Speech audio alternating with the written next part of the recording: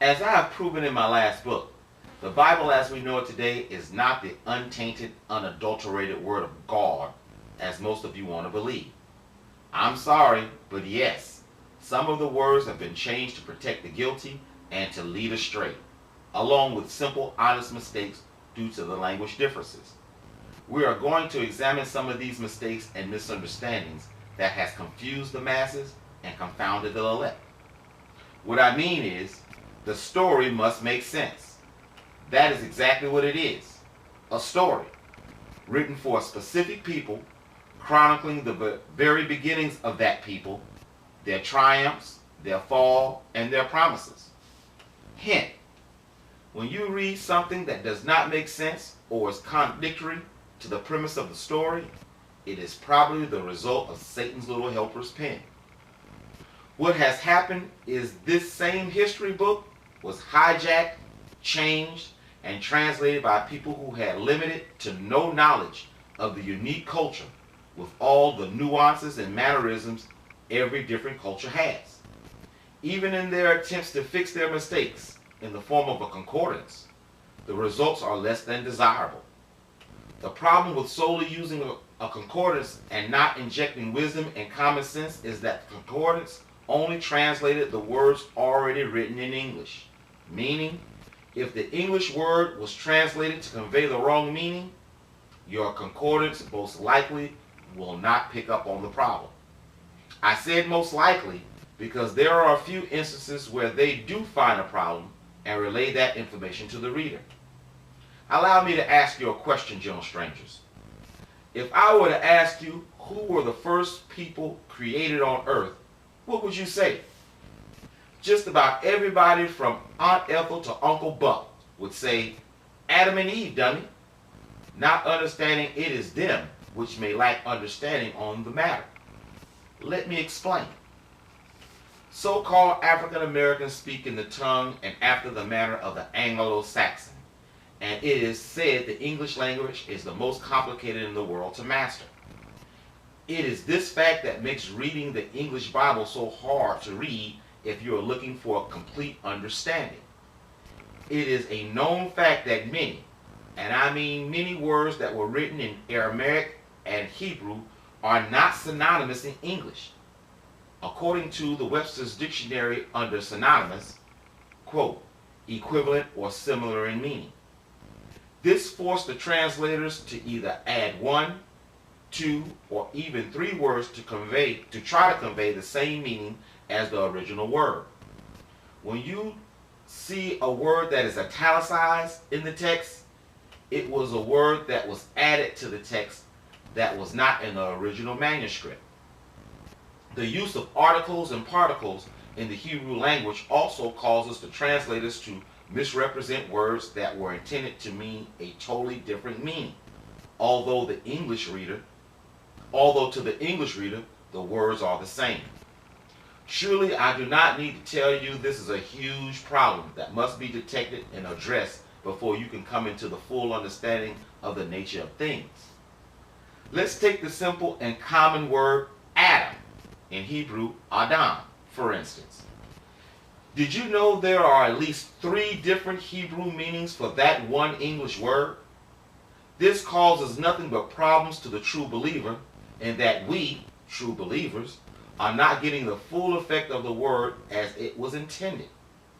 With the help of Yah, I will try to uncover this little mystery that has befuddled my people. In the original text, the English word Adam not only meant a specific man, but with the help of an article and a particle or two, it also meant mankind. I know this is confusing to the English reader because in English, Adam is always a proper name. This is not so in Hebrew. In English, we would say man opposed to mankind. But in Hebrew, it would be Adam as opposed to Adamkind, which of course is not really a word, consequently raising the translation problem. This may not mean anything to you right now, but just hold your horses for a minute. We are going to deal with just 3 of the meanings in this book. The first Hebrew meaning for the English word Adam is 1. Adam, which is man, any man, men, mankind. 2.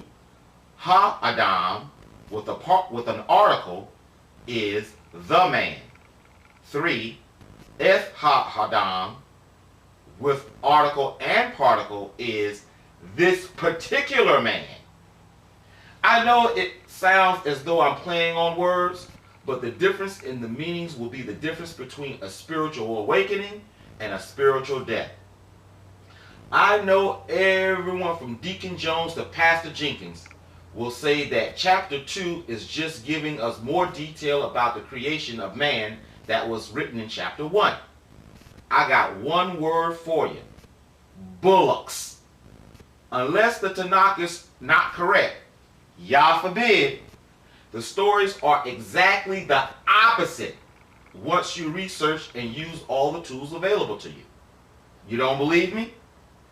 To get the fullness of this explanation, you must use the knowledge we had just went over. All right, number 1. In chapter 1, they, which is plural, were created. In chapter 2, the specific singular Adam was formed. Now, when you do your research, you'll see, and in the book, I have all this down, but for this video, I had to cut well more than half of it out. So, please go with me, jot down, make sure that you jot down what I'm saying, go back and check it out, and hopefully, I've done my research right, and I'll show myself approved by this. But when you look at the words created and the words formed, they're two totally different words with two totally different meanings. So let's go to number 2. In chapter 1, they are created male and female at the same time. No rib action here. But in chapter 2, Adam is formed sometime before Eve. She was later made from him. This is backed up later in Genesis 5 and 2. Quote, male and female created he them, and blessed them, and called their name Adam, which is mankind. There's no article or particle there. In the day they were created. Example, this has to be referring to the creation of mankind because both the male and female were 1. Created, 2. Created together, 3. They were blessed. This did not happen with the specific Adam. In fact, not only did he not get blessed, he was the first human cursed. Not only that, but when you research the Strong's Hebrew lexicon, you will notice that the original authors knew exactly what they were doing, or what he was doing, in that the word Adam in Genesis 5 and 2 has the same meaning, Strong's number 120, as stated in Genesis 1. Likewise, the word Adam in Genesis 5 and 3 has the same meaning, Strong's number 121, as the specific Adam that was formed in Genesis 2. The Adam in Genesis 5 and 1, Strong's 121, is the exact same as in Genesis 5 and 3. The Adam talked about in Genesis 5 and 2 has the same meaning as the Adam in Genesis 1, which is Strong's 120. So, either verse 2 should not be there. Oh, okay, back it up. Okay. So, either verse 2 should not be there, or the ancients knew the difference in the creation story, and it's just we, being thousands of years removed, are the only ones in the dark. Oh yeah, if they were created together, where was Eve when Yah was explaining about what tree he could eat and which tree he could not eat? Was she in the bathroom powdering her nose at the time? No, she came much later. Let's go on. Number 3. In chapter 1, the plants and animals were created before mankind. But in chapter 2, the specific Adam was formed before the animals. Number 4, in chapter 1, they were created mortal. In chapter 2, Adam was given the breath of life and became a living soul. Remember, the specific Adam would have lived forever if he had not fell from grace. Sidebar question. Look at Genesis 6:3. What does "for that he also is flesh"? What does that mean? Who else is there? He is also flesh. That means that's somebody other than Adam. You'll see. Let's keep going. Number 5. In chapter 1, we see that God, Elohim, number 430, created mankind. And in chapter 2, we see Yah, number 433, with the article, formed a specific man. 6. In chapter 1, they were told to multiply and replenish the earth. No such command was given to the specific Adam and Eve. It was not until after the flood was the lineage of Adam told to multiply. That's in Genesis 9:1. 7. Eve was made from specific Adam after the domestic animals were formed, whilst female mankind was created alongside male after the wild animals. And that's the difference, is the beast of the field and the beast of the earth. Sidebar statement. The word used in Genesis 2:22 is, I don't know how to say it, but it's Aishaah, which means a woman, which is specific compared to Ishaah, which means woman. 8. Mankind was told, Genesis 1:29, quote, "And Elohim said, Behold, I have given you every herb bearing seed, which is upon the face of all the earth, and every tree, in which is the fruit of a tree yielding seed. To you it shall be for meat." But the specific Adam was told, Genesis 2:8-17. I think you know my style, I may skip. Quote, "And Yah planted a garden eastward in Eden, and there he put the man whom he had formed. And out of the ground made Yah grow every tree that is pleasant to the sight, and good for food. And the tree of life also in the midst of the garden, and the tree of knowledge of good and evil." And keep going. "And Yah took the man and put him into the garden of Eden to dress it and to keep it. And Yah commanded the man, saying, Of every tree of the garden thou mayest eat freely, but of the tree of knowledge of good and evil thou shalt not eat of it." Example. Now, mankind was told he could eat every herb and every tree on the face of the earth, which, by the way, was already fully grown vegetation. Did you catch that? How do I know that? Because of the words "have given" and "is" in Genesis 1:29, which denotes a subject already into play. Quote, "And God said, Behold, I have given you every herb bearing seed, which is upon the face of the earth, and every tree in which is the fruit of the tree yielding seed. To you it shall be for meat." On the other hand, the specific Adam was formed first.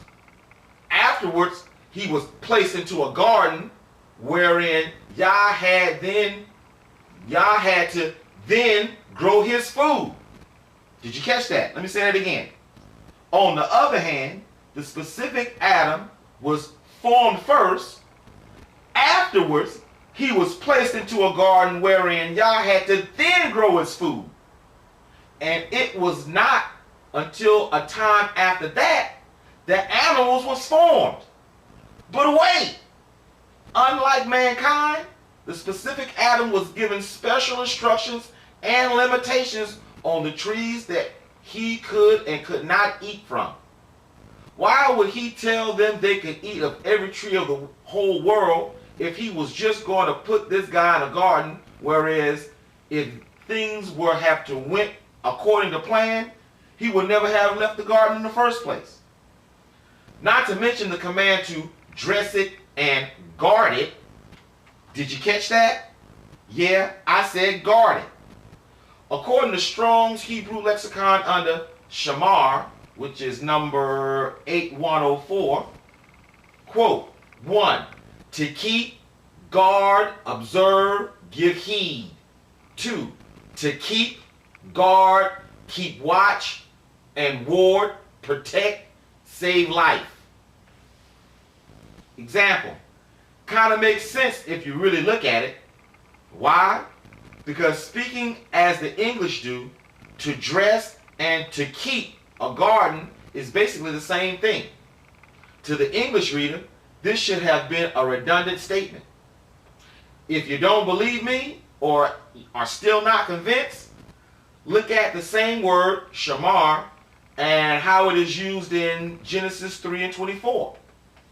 Quote, so he drove out the man, and he placed at the east of the Garden of Eden cherubims, and a flaming sword which turned every way, to keep the way of the tree of life. Keep, again, is shamar. So this is to guard, to protect. Sure sounds like you better not go messing with that brother, or those brothers. Doesn't look like they were put there into position to plant corn or potatoes. May I ask you a question, gentle strangers? Who was Adam guarding the garden from? Did Adam know that there were other people on earth besides him? This statement from Yah confirms other beings besides the brother he just formed. Why else would Yah give him the command to guard his garden if there was no other people to guard it from? Remember, at the time of the command, even Eve wasn't on the scene yet. So who on earth was he to protect the garden from? You know, we're going to stop there. Please. We just started, as you can see. We're just starting. We're just getting to the meat. So, come along with me. Thank you for looking at this video. And look for the next, part 2.